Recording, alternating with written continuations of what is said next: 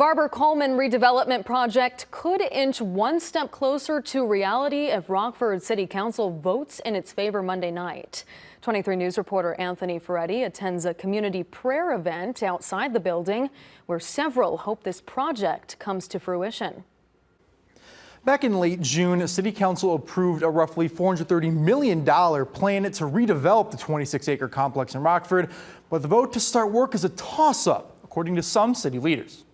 Probably the biggest development from the city of Rockford in could be forever. Alderperson Frank Beach says he has a lot to think about before Monday night City Council meeting, which determines the fate of the Barber Colman project. To simply vote on it without getting as much knowledge as you can as to what it looks like today and what it might look like 17 years from now, sometimes takes a little time to digest the material. Among the things Beach and others have to think about is having a private labor agreement, which ensures the developer will use local workers to the fullest extent. I think the developer and the union need to get together before the agreement is signed and decide how they want to work together. Meanwhile, city leaders and the community join Alderperson Gabrielle Torina for a prayer across from Barber Colman. We need development in this side of town. We've been neglected way too long. Valerie Hansard is a lifelong resident in Rockford's 5th Ward.